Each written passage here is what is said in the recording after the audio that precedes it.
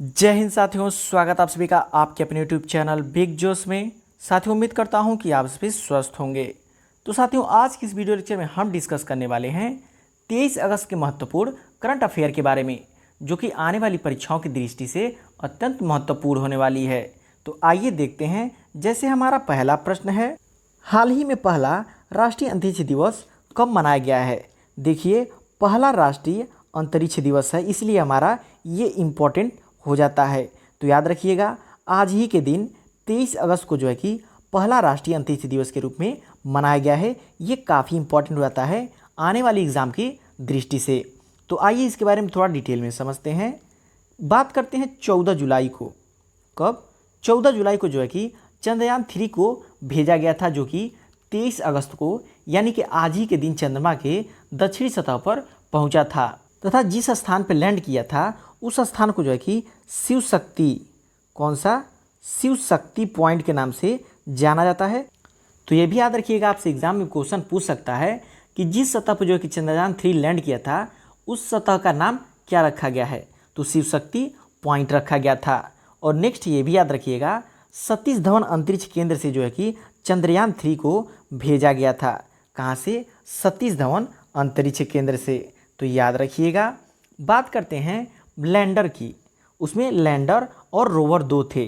तो लैंडर का नाम था विक्रम। क्या नाम था? विक्रम। देखिए, आज के उत्तर प्रदेश पुलिस एग्जाम में ये क्वेश्चन पूछा हुआ था कि जो चंद्रयान का लैंडर था उसका नाम क्या था?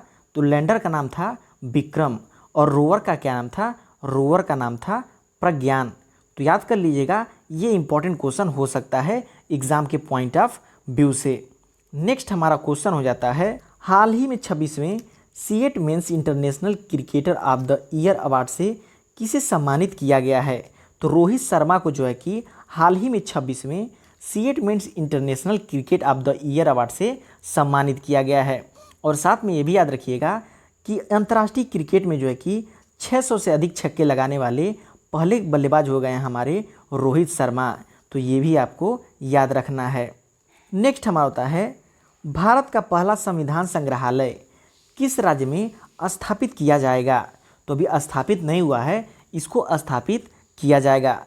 तो हरियाणा में जो है कि भारत का पहला संविधान संग्रहालय जो कि स्थापित किया जाएगा। आइए इसके बारे में थोड़ा डिटेल में समझते हैं। तो भारत का पहला संविधान संग्रहालय, जिसका नाम है संविधान अकादमी। क्या? संविधान अकादमी। संविधान अकादमी और अधिकार एवं स्वतंत्रता संग्रहालय है, जिसके उद्घाटन की बात करें तो ओपी जिंदल यूनिवर्सिटी में, किसमें? ओपी जिंदल यूनिवर्सिटी द्वारा 26 नवंबर 2024 को किया जाएगा। तो ये डेट याद रखिएगा कि कब किया जाएगा। 26 नवंबर 2024 को। कहाँ पे? ओपी जिंदल यूनिवर्सिटी में। तो याद रखिए, ये काफ़ी इंपॉर्टेंट होता है एग्जाम पॉइंट ऑफ व्यू से। नेक्स्ट हमारा होता है, देश में चिकित्सा पेशेवरों की सुरक्षा पर गठित राष्ट्रीय टास्क फोर्स का प्रमुख किसे बनाया गया है? काफ़ी इंपॉर्टेंट है। इसमें हमारा राइट आंसर हो जाएगा राजीव गौबा। राजीव गौबा को जो है कि देश में चिकित्सा पेशेवरों की सुरक्षा पर गठित राष्ट्रीय टास्क फोर्स का प्रमुख बनाया गया है। देखिए, इंपॉर्टेंट क्वेश्चन बन जाएगा क्योंकि हाल फिलहाल में ये चर्चे में है। नेक्स्ट हमारा होता है, हाल ही में नेक्सकॉम के नए अध्यक्ष कौन बनाए गए हैं? तो हाल ही में नेक्सकॉम के नए अध्यक्ष राजेश नाम्बियर जो है कि बनाए गए हैं। इंपॉर्टेंट बन जाता है। नेक्स्ट हमारा है, हाल ही में किस देश में हनुमान जी की स्टैचू ऑफ यूनियन स्थापित की गई है?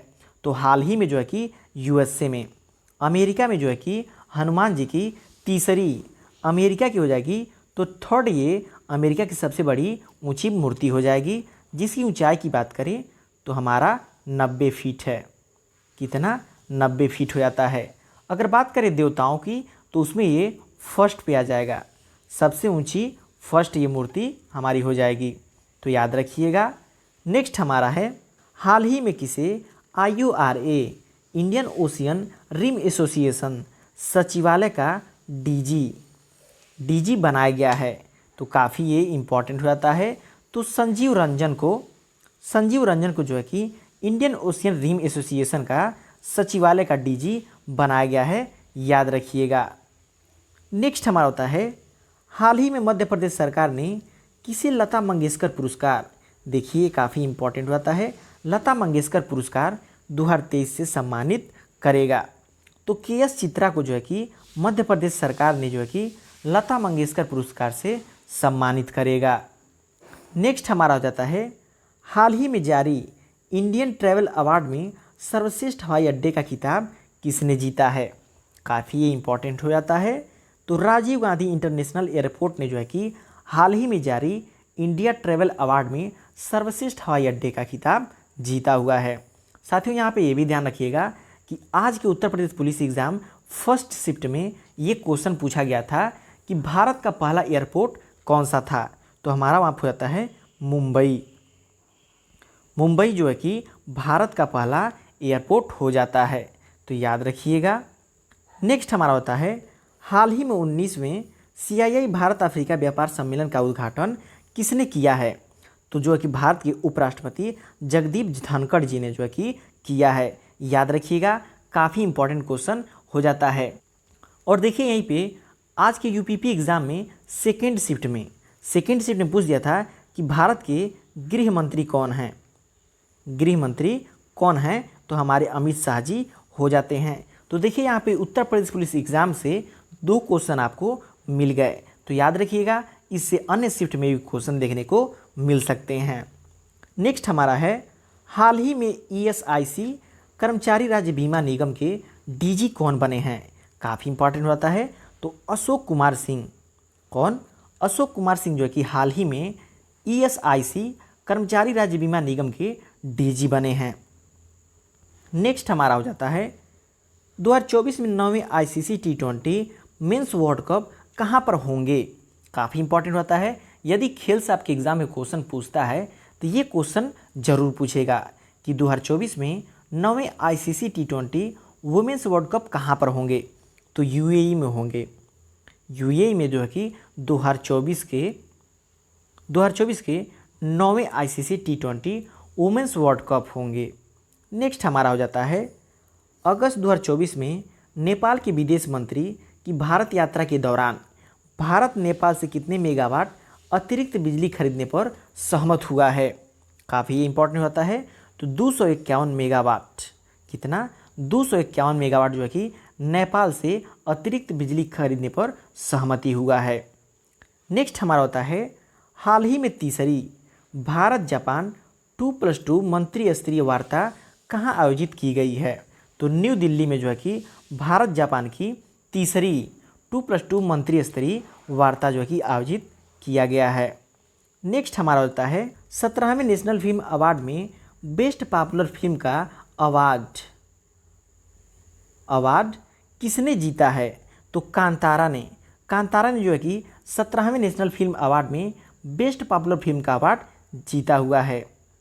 नेक्स्ट हमारा होता है 17वें नेशनल फिल्म अवार्ड में बेस्ट हिंदी फिल्म का पुरस्कार किसने जीता है, तो गुलमोहर ने जो है कि 17वें नेशनल फिल्म अवार्ड में बेस्ट हिंदी फिल्म का पुरस्कार जीता है।